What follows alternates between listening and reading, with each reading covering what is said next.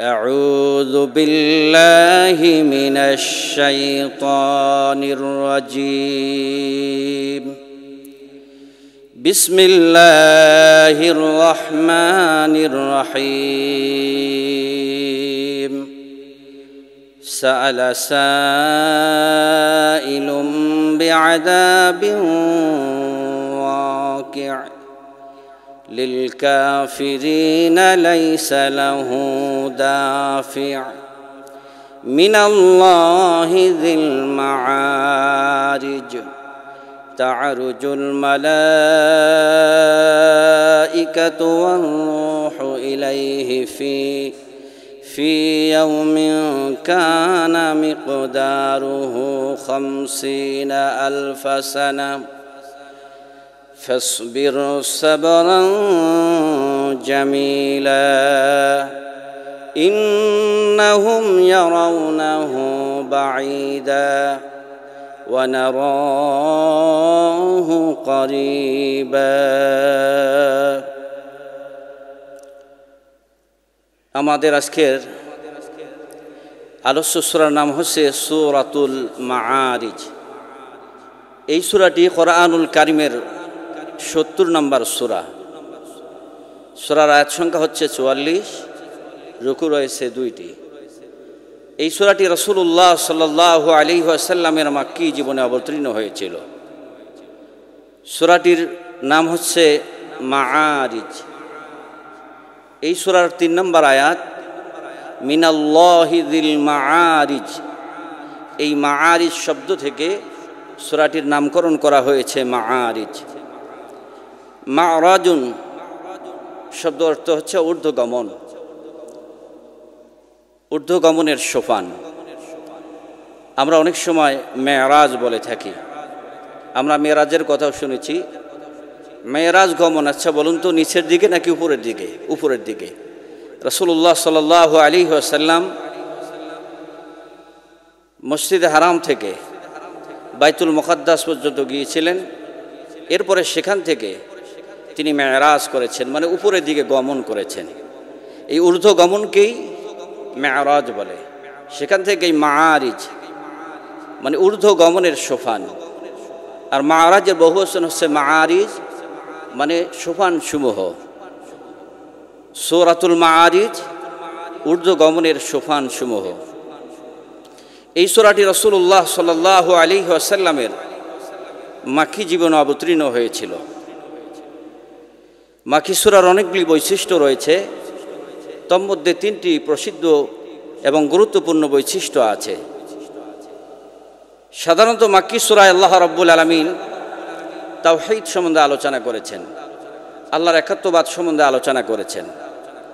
2 নম্বর রিসালাত, রাসূলুল্লাহ সাল্লাল্লাহু আলাইহি ওয়াসাল্লামের নবুয়ত সম্বন্ধে সাধারণত মাক্কি সূরা আলোচনা করা হয়েছে।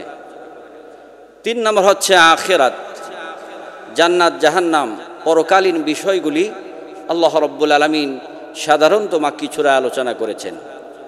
কারণ ছিল তদানীন্তন কালে মক্কার কুফফারদের, কুরাইশদের এই স্বল্প জীবনের পরে, এই সংক্ষিপ্ত জীবনের পরে পরকালে একটা অনন্তকালের জন্য জীবন আছে, যেই জীবনের শুরু আছে শেষ নাই। এটা মক্কার কুরাইশরা, কুফফারদের বোঝানোটা অনেক কঠিন ছিল সে সময়। তারা বুঝতেই চাইতো না যে এরপরে একটা জীবন আছে, যেই জীবনের শুরু আছে কখনো শেষ হবে না। এই জন্য আল্লাহ রাব্বুল আলামিন মাক্কি সূরাগুলির মধ্যে পরকাল তথা আখিরাত সম্বন্ধে আলোচনা করেছেন। এই সূরাটি অবতীর্ণ হয়েছিল, একটি প্রেক্ষাপট আছে। বিভিন্ন হাদিস গ্রন্থে এসেছে, তাফসীর গ্রন্থে এসেছে। মক্কার কুফফারদের মধ্যে অন্যতম একজন কাফের, যার নাম হচ্ছে নজর বিন হারেস। এই নজর বিন হারেসের প্রার্থনা, তার দোয়াকে কেন্দ্র করেই আল্লাহ রাব্বুল আলামিন এই সূরাতুল মাআরিজ অবতীর্ণ করেছিলেন। আমরা এই প্রেক্ষাপট জানার আগে নজর বিন হারেস সম্বন্ধে একটু জেনে নেই। আমি আগে বলছিলাম নজর বিন হারেস হচ্ছেন ওই ব্যক্তি তদানীন্তন কালে মক্কায় যিনি গান, বাদ্যযন্ত্র, অশ্লীলতা যিনি প্রমোট করেছিলেন, তাকে উদ্ভাবকও বলা যায়। তিনি হচ্ছেন নজর বিন হারেস। আল্লাহ রাব্বুল আলামিন সূরাতুন নিসার ৮৪ নম্বর আয়াতে বলেছেন, মান ইয়াশফা' শাফাআতান হাসানাতান ইয়াকুন লাহু নসীবুম মিনহা ওয়া মান ইয়াশফা' শাফাআতান সাইয়্যাতান ইয়াকুন লাহু কিফলুম মিনহা ওয়া কানা আল্লাহু বিকুল্লি শাইইন মুকীতা। আল্লাহ রাব্বুল আলামিন বলছেন, কোনো ব্যক্তি যদি ভালো কাজের সুপারিশকারী হয়, আহ্বানকারী হয়, আমলকারীর সমপরিমাণ সওয়াব আল্লাহ রাব্বুল আলামিন তার আমলনামায় দিয়ে দেবেন। সুবহানাল্লাহি বিহামদিহি। ঠিক তেমনিভাবে কোনো ব্যক্তি যদি মন্দ কাজের আহ্বানকারী হয়, মন্দ কাজের সুপারিশকারী হয়, যত মানুষ খারাপ কাজ করবে তার রেফারেন্সে প্রত্যেকটা আমলকারীর একটা গুনাহ সেই আহ্বানকারীর আমলনামায় লেখা হবে। নাউযু বিল্লাহি মিন যালিক। এজন্য প্রত্যয় করুন, প্রতিদিন কমপক্ষে আমরা 5টা করে ভালো কাজ করব। আল্লাহ রাব্বুল আলামিন আমাদের তৌফিক দান করুন। আমি বলছিলাম, গান বাদ্যযন্ত্র যিনি প্রমোট করেছিলেন তিনি হচ্ছেন নজর বিন হারেস। গান বাদ্যযন্ত্র হালাল না হারাম? হারাম। রাসূলুল্লাহ সাল্লাল্লাহু আলাইহি ওয়াসাল্লাম আব্দুল্লাহ ইবনে উমর রাদিয়াল্লাহু তাআলা আনহুমা থেকে বর্ণিত, রাসূলুল্লাহ সাল্লাল্লাহু আলাইহি ওয়াসাল্লাম বলেছেন, ইন্নাল্লাহা হারামা আলাইকুমুল খামরা ওয়াল মাইসিরা ওয়াল কুবাতা। অন্য বর্ণনায় এসেছে ওয়াল মাআজিব, গান বাদ্যযন্ত্র, মদ, জুয়া সবকিছু আল্লাহ রাব্বুল আলামিন তোমাদের জন্য হারাম করেছেন। আমাদের দেশের এক শ্রেণীর ভাই আছে, তারা সেমার কথা বলে গান বাদ্যযন্ত্র অশ্লীলতাকে তারা হালাল করতে চান। গান বাদ্যযন্ত্র এগুলি বৈধ নয়। রাষ্ট্রীয়ভাবে, ব্যক্তিগতভাবে, সামাজিকভাবে কেউ যদি অশ্লীলতা, গান বাদ্যযন্ত্র এগুলিকে প্রমোট করে থাকেন, তাহলে প্রত্যেক আমলকারীর একটা গুনাহ যিনি প্রমোট করেছেন তার আমলনামায় লেখা হবে। নাউযু বিল্লাহ। আমি বলেছিলাম নজর বিন হারেস, নজর বিন হারেস তিনি দোয়া করেছিলেন, আল্লাহুম্মা ইন কানা হাযা হুয়াল হাক্ক মিন ইনদিকা ফাআমতির আলাইনা হিজারাতাম মিনাস সামাই আও ইতিনা বিআযাবিন আলীম। নজর বিন হারেস বলেছিলেন, আল্লাহুম্মা, হে আল্লাহ। তার মানে বোঝা যায় তদানীন্তন কালের যারা মুশরিক ছিলেন, কাফের ছিলেন, তারাও আল্লাহকে বিশ্বাস করতেন। কিন্তু এই বিশ্বাসের কারণে তারা কি জান্নাতে যাবেন? নিঃসন্দেহে তারা জান্নাতে যাবেন না, কারণ এই বিশ্বাসটা তাওহীদের ভিত্তিতে ছিল না। যদি তাদের বিশ্বাস তাওহীদের ভিত্তিতে হতো তাহলে এই ঈমান তাদেরকে জান্নাত নিয়ে যেত, কিন্তু তারা বিশ্বাস করেছেন তাওহীদের ভিত্তিতে নয়। সুতরাং এই ঈমান তাদেরকে, এই বিশ্বাস তাদেরকে জান্নাতে নিয়ে যেতে পারবে না। নজর বিন হারেস বলেছিলেন, আল্লাহুম্মা ইন কানা হাযা হুয়াল হাক্ক মিন ইনদিকা, হে আল্লাহ, মুহাম্মদ সাল্লাল্লাহু আলাইহি ওয়াসাল্লাম যা বলছেন, তিনি তাওহীদের কথা বলেন, তিনি আল্লাহর কথা বলেন, তিনি পরকালের কথা বলেন, তিনি একাত্মবাদের কথা বলেন, এটা যদি সত্য হয়ে থাকে তাহলে তুমি পাথরের বৃষ্টি আমাদের উপরে বর্ষণ করো অথবা কঠিন আযাব আমাদের উপরে দাও।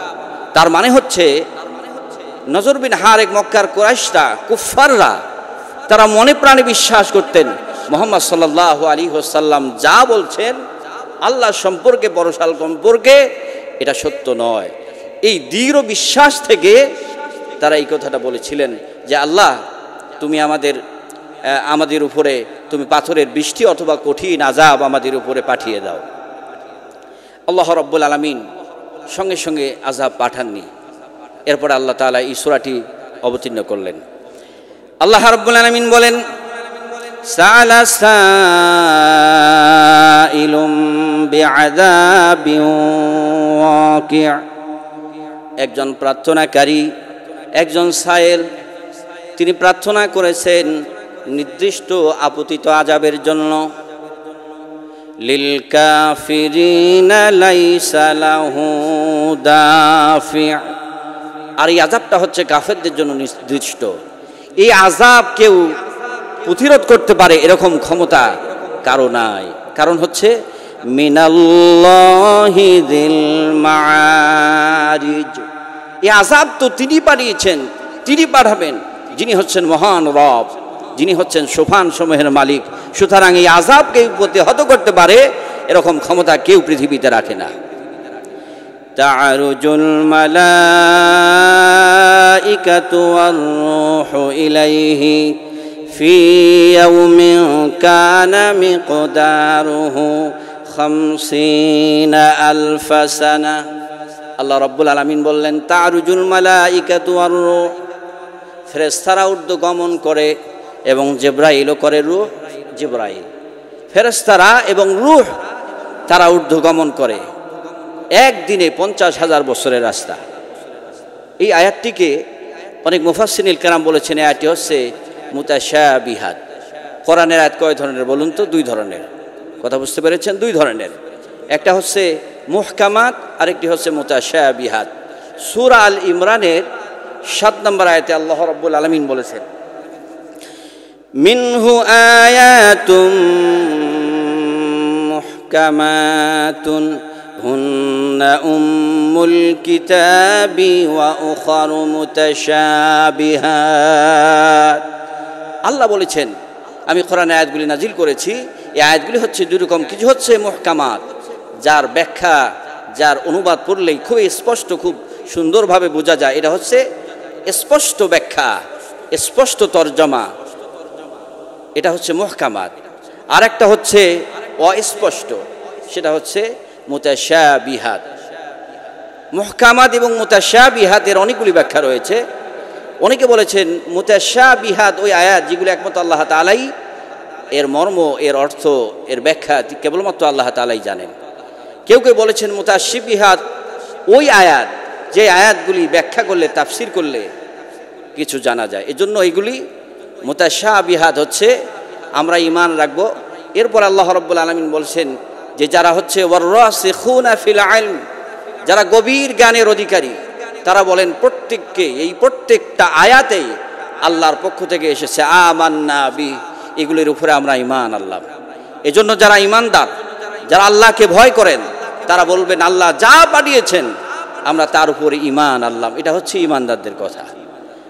আর যাদের অন্তরে রোগ আছে, যারা রোগাক্রান্ত, তারা এই মুতাশাবিহাত আয়াত দিয়ে মানুষের মাঝে বিভ্রান্ত ছড়াতে চায়। বাংলাদেশের অনেক তরুণ নাস্তিক আছে যারা বিদেশে থাকে, অনেক সময় দেখবেন এই মুতাশাবিহাত আয়াতগুলি নিয়ে বিভিন্নভাবে তারা অপব্যাখ্যা করে থাকেন, মানুষকে বিভ্রান্ত করার চেষ্টা করে থাকেন। মূলত আল্লাহ রাব্বুল আলামিন যা বলেছেন, আমরা যা আজ বুঝছি না আগামীকাল বুঝতে পারি। পৃথিবীতে এমন অনেক কিছু আছে আজ থেকে 100 বছর আগে আমরা যে মোবাইলে কথা বলি, আচ্ছা বলেন তো এই মোবাইলে এখান থেকে আমেরিকা, সারা পৃথিবীর যে কোনো প্রান্তে ভিডিওতে দেখা যাবে। আমার ভাইরা এটা কেউ কল্পনা করতে পারছে? কেউই কল্পনা করতে পারে নাই। এখন স্বপ্নের মতো হয়ে গেছে। আজ থেকে আমাদের দাদারা, পরদাদারা যা কল্পনাও করতে পারে নাই, আর আজকে তা বাস্তবে রূপান্তরিত হয়েছে। সুবহানাল্লাহি বিহামদিহি। এক সময় বিজ্ঞানীরা কোরআনের যেই ব্যাখ্যাগুলিকে কাল্পনিক বলতো, নাউযুবিল্লাহ, আজকে তাদের বিজ্ঞানেই প্রমাণ করেছে যে কোরআন হচ্ছে মহাসত্য।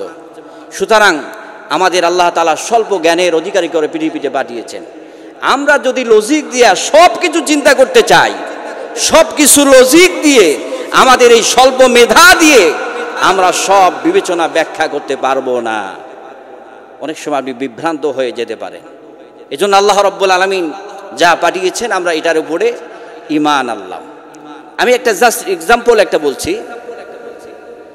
বায়োমেট্রিক আবিষ্কার হয়েছে আজ থেকে 70-100 বছর আগে, 100-150 বছর আগে মানুষেরা জানতো না যে বায়োমেট্রিক কি, ফিঙ্গারপ্রিন্ট কি। আমার প্রিয় ভাইরা দেখেন, একই সঙ্গে 2 জন যমজ সন্তান যদি জন্মগ্রহণ করে, একজনের সঙ্গে আরেকজনের ফিঙ্গারপ্রিন্ট মেলে না। এটা আসলে বিজ্ঞানীরা আবিষ্কার করেছেন। বায়োমেট্রিক মানে প্রত্যেকটা যে আমাদের ডিভাইসগুলো আমরা ব্যবহার করি, মোবাইল, কম্পিউটার, এই ডিভাইসগুলির মধ্যে একটা ইউনিক নাম্বার আছে। এটাকে আইপি অ্যাড্রেস বলে, ইন্টারনেট প্রোটোকল অ্যাড্রেস। এই ইন্টারনেট প্রোটোকল অ্যাড্রেস হচ্ছে, এই মোবাইলটা ধরেন ফিনল্যান্ডে তৈরি হয়েছে, অথবা উত্তর কোরিয়া বা দক্ষিণ কোরিয়ায় তৈরি হয়েছে। এই মোবাইল বাংলাদেশের যাত্রাবাড়িতে আপনি কোন জায়গা থেকে ব্যবহার করছেন, এখানে নির্দিষ্ট একটা ইউনিক নাম্বার দেওয়া আছে, একটা আইপি অ্যাড্রেস দেওয়া আছে। তারা সেখান থেকে বের করতে পারবে যে ব্যবহারকারী কোথায়, কোন দেশে, তার নাম কি, সব কিছু তারা বের করতে পারেন। এটা সম্ভব। ঠিক একইভাবে আল্লাহ রাব্বুল আলামিন আজ থেকে হাজার হাজার বছর আগে মানুষকে একাধিক ইউনিক নাম্বার দিয়েছেন। বিজ্ঞানীরা দিয়েছে একটা, আল্লাহ তাআলা মানুষকে দিয়েছেন একাধিক ইউনিক নাম্বার। আল্লাহ রাব্বুল আলামিন বলেন, ওয়ালাকাদ খালাকনাল ইনসানা ফি আহসানি তাকওয়িম। আমি মানুষকে আহসান করে সৃষ্টি করেছি এবং তাকওয়িম জোড়া জোড়া করে সৃষ্টি করেছি। মানুষ হচ্ছে ইউনিক। এজন্য একই সঙ্গে দুইজন যমজ সন্তান যদি জন্মগ্রহণ করে, একজনের সঙ্গে আরেকজনের ফিঙ্গারপ্রিন্ট মেলে না। ইসলাম বলছে, কোরআন বলছে, মুহাম্মদ সাল্লাল্লাহু আলাইহি ওয়াসাল্লাম বলেছেন যে আজ থেকে ১৫০০ বছর আগে কিয়ামতের ময়দানে আল্লাহ রাব্বুল আলামিন প্রত্যেকটা মানুষকেই শনাক্ত করবেন। প্রত্যেকটা মানুষকে আল্লাহ তাআলা তার অ্যাড্রেস অনুযায়ী শনাক্ত করবেন, কিয়ামতের ময়দানে উঠাবেন। একসময় বিজ্ঞানীরা বলতো এটা কখনোই সম্ভব হতে পারে না, এতগুলো মানুষ, কত অসংখ্য মানুষ, এই মানুষগুলোকে কিভাবে শনাক্ত করা হবে। কিন্তু এই বায়োমেট্রিক আবিষ্কারের পরে তারা বিশ্বাস করেছেন যে আদম থেকে শুরু করে আজ পর্যন্ত এবং পৃথিবী মহাপ্রলয়ন পর্যন্ত, কিয়ামত পর্যন্ত যত মানুষ পৃথিবীতে আসবে, মিলিয়ন, ট্রিলিয়ন, বিলিয়ন, ট্রিলিয়ন হতে পারে, সমস্ত মানুষের আল্লাহ রাব্বুল আলামিনের জন্য শনাক্ত করা 1 সেকেন্ডের ব্যাপার। সুবহানাল্লাহি বিহামদিহি। এজন্য বলছিলাম যে মুতাশাবিহাত আয়াত আছে, এগুলির ব্যাখ্যা করতে গিয়া বিভ্রান্ত মানুষকে করা, এগুলি হচ্ছে জ্ঞানের অসারতা। এগুলি আমরা বিশ্বাস করি আল্লাহ রাব্বুল আলামিনই তিনি ভালো জানেন। এরপর আল্লাহ রাব্বুল আলামিন বলছেন, ফাসবির সাবরান জামিলা। হে নবী, তারা আযাব চেয়েছে, আমি সঙ্গে সঙ্গে আযাব দিলাম না, আপনি অপেক্ষা করুন। আমি আল্লাহ রাব্বুল আলামিন তাদেরকে আযাব দেব, আপনি অপেক্ষা করুন, ধৈর্য ধারণ করুন। ফাসবির সাবরান জামিলা। আল্লাহ তাআলা বলছেন আপনি উত্তম ধৈর্য ধারণ করুন। সবর মানে হচ্ছে ধৈর্য, জামিল মানে হচ্ছে সুন্দর। পৃথিবীতে আল্লাহ রাব্বুল আলামিন যত নবী পাঠিয়েছেন, সমস্ত নবীরা তারা সুন্দর ধৈর্যের অধিকারী ছিলেন। আল্লাহ রাব্বুল আলামিন সমস্ত নবীকে এই গুণাগুণ দিয়ে আল্লাহ তাআলা পৃথিবীতে পাঠিয়েছেন। আমার প্রিয় ভাইরা, সবরের আমরা সাধারণত ব্যাখ্যা বুঝি যে সবর মানে হচ্ছে ধৈর্য ধারণ করা, বিপদে মুসিবতে, বালা মুসিবতে আল্লাহর উপরে ধৈর্য ধারণ করা, আল্লাহর উপরে ভরসা করা, এর নাম হচ্ছে সবর। এটাও সবর, কিন্তু সবরের 3টি অর্থ রয়েছে। 1 নম্বর হচ্ছে সবর কাকে বলে? হাবসুন নাফসি আনিল জাযা। সবর বলা হয় উৎকণ্ঠা, অধৈর্যতা, তাকে নিজের অন্তরকে, নিজের নফসকে কন্ট্রোল করা, এর নাম হচ্ছে সবর। সবর হচ্ছে 3 প্রকার। 1 নম্বর হচ্ছে সবরুন আলা তাআতিল্লাহ, আল্লাহর আনুগত্যের ব্যাপারে সবর করা। আল্লাহর আনুগত্যের ব্যাপারে সবর করা। ইবাদত করতে গিয়ে অনেক সময় কষ্ট হয়, প্রচণ্ড শীত, শীতের রাত্রে আপনি ফজরের নামাজ পড়তে উঠছেন, মন চাচ্ছে না যে ল্যাপ ফেলাই দিয়া, কম্বল ফেলাই দিয়ে আমি উঠি, এরপরে উঠতে হচ্ছে। এরপরে ঠান্ডা পানি, কিন্তু আপনি আল্লাহকে ভয় করে আল্লাহর হুকুম পালন করার জন্য কম্বল ফেলাই দিলেন, ঠান্ডা পানি দিয়ে উজু করলেন। এই যে এখানে একটা কষ্ট, আল্লাহর আদেশের ব্যাপারে, আনুগত্যের ব্যাপারে সবর করা, এটা হচ্ছে 1 নম্বর সবর। 2 নম্বর সবর হচ্ছে সবরুন আম্মা আসিয়াতিল্লাহ, গুনার ব্যাপারে সবর করা। আল্লাহ রাব্বুল আলামিন গুনার ব্যাপারে আমাদের সবর করতে বলেছেন। গুনাহ করা বর্তমানে সহজ, জেনা, ব্যভিচার, সুদ, ঘুষ, মদ, জুয়া। আপনি নেকের কাজ করতে যাবেন, দেখবেন যে আপনার অনেক প্রতিবন্ধকতা সৃষ্টি হবে, আপনাকে জঙ্গি বানায় দিবে, মৌলবাদী বানায় দিবে, বিভিন্ন দলে ট্যাগ দেওয়া হবে। কিন্তু আপনি খারাপ কাজ করতে যান, দেখবেন অনেক সহজ, কেউ বাধা দিবে না। এই জন্য রাসূলুল্লাহ সাল্লাল্লাহু আলাইহি ওয়াসাল্লাম বলেছেন, এক সময় এমন হবে মানুষের জন্য গুনাহকে সহজ করে দেওয়া হবে। ঠিক সময়টা এখন চলছে, যে আমাদের জন্য গুনাহগুলিকে সহজ করে দেওয়া হয়েছে, অপরাধগুলিকে সহজ করে দেওয়া হয়েছে, আর ভালো কাজগুলিকে কঠিন করে দেওয়া হচ্ছে। আল্লাহ রাব্বুল আলামিন আমাদের জন্য সহজ করে দেন।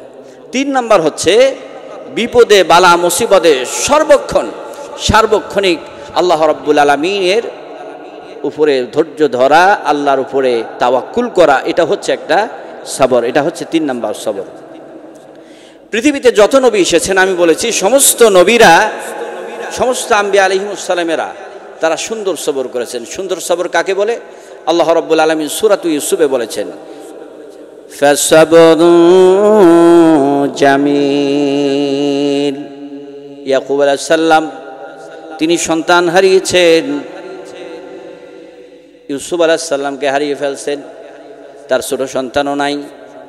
এরপরে যখন তার সন্তানেরা, তার বড় ছেলেরা বিভিন্ন রকম প্রতারণার আশ্রয় নিল, তখন ইয়াকুব আলাইহিস সালাম তিনি বললেন ফাসাবরুন জামিল, আমার জন্য উত্তম হচ্ছে আমি উত্তম ধৈর্য ধারণ করব, সবর করব।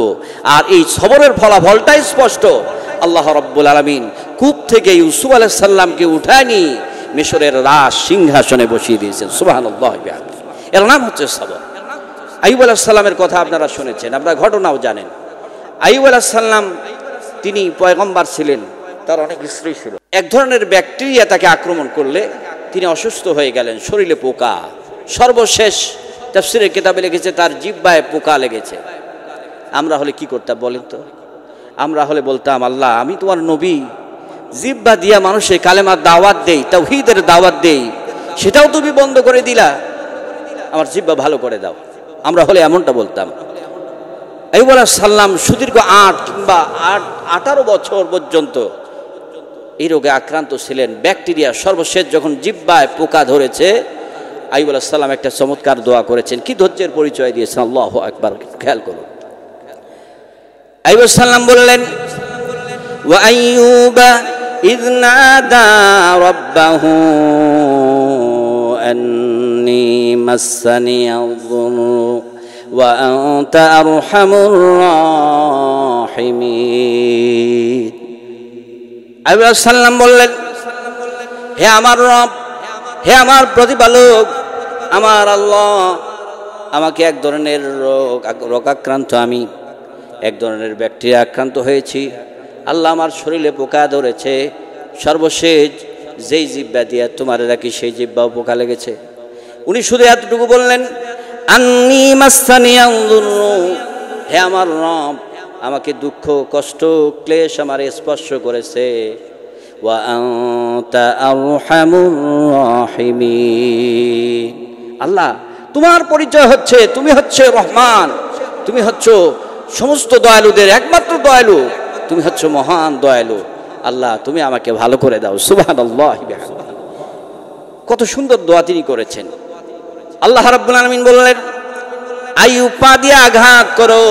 তিনি আঘাত করলেন, পানির ফোয়ারা বের হয়ে গেল, গোসল করলেন। আল্লাহ রাব্বুল আলামিন পূর্বের ন্যায় ওনাকে সুস্থ করে দিলেন। এটা হচ্ছে ধৈর্যের ফল।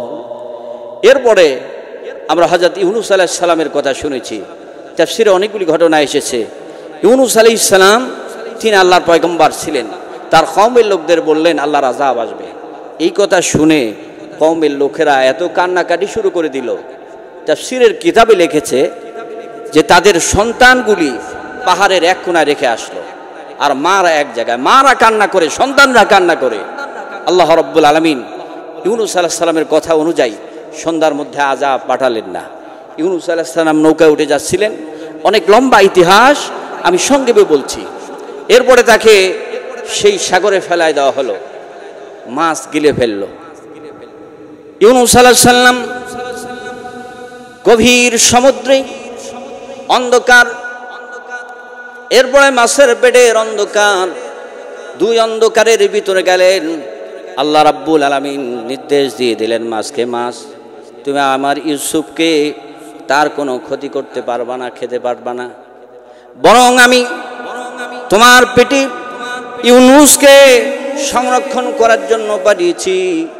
আমার বন্ধুরা, ইউনূস আলাইহিস সালাম মাছের পেটে, দুই অন্ধকার, কোনো দিকে কোনো দেখতে পাচ্ছেন না, তিনি একটা কঠিন মুহূর্তে, এই কঠিন সময় তিনি কাউকে না ডেকে কত সুন্দর মোনাজাত করেছিলেন।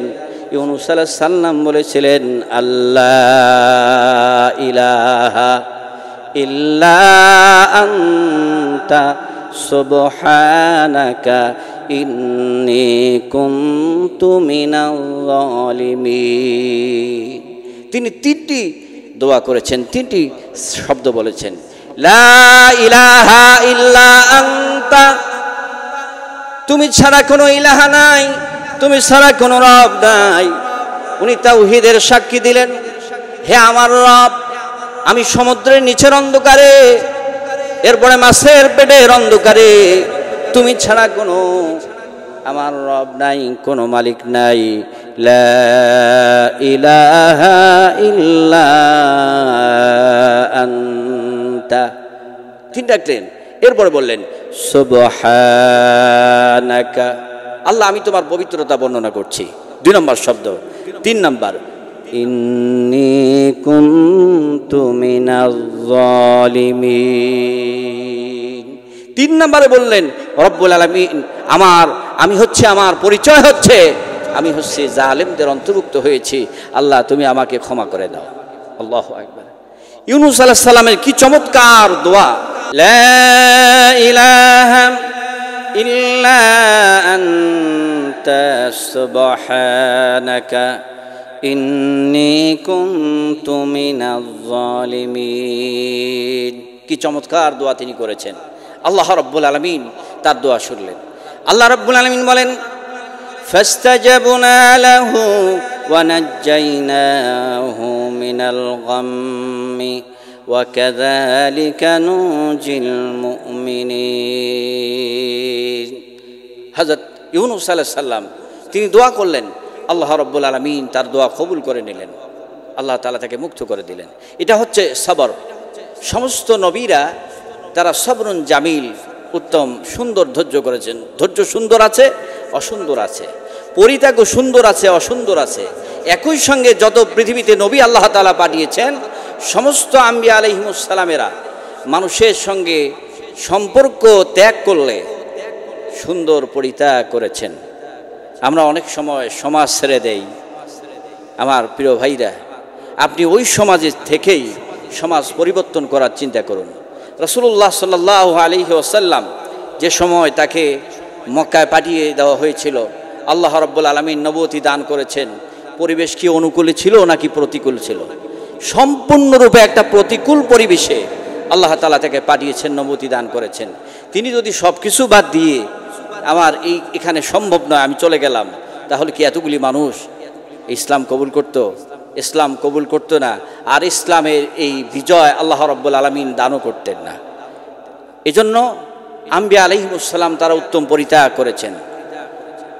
আল্লাহ রাব্বুল আলামিন সূরাতুল মুজাম্মিলে বলেছেন, ওয়াসবির আলা মা ইয়াকুলুনা ওয়াহজুরহুম হাজরান জামিলা। আল্লাহ বলেন, হে নবী আপনি ধৈর্য ধারণ করুন, এরপরে সুন্দর পরিত্যাগ করুন। সুন্দর পরিত্যাগ করেছেন নবী রাসূলেরা। এই জন্য তারা সমাজ ছেড়ে দেন নাই। সেই খারাপ লোকগুলির কাছে থেকে দ্বীনের দাওয়াত দিয়েছেন, ইসলামের দাওয়াত দিয়েছেন, তাওহীদের দাওয়াত দিয়েছেন। এরা একদিন ইসলামের বড় খুঁটি, বড় ফাউন্ডেশন হয়ে দাঁড়িয়েছিলেন মক্কা এবং মদিনায়।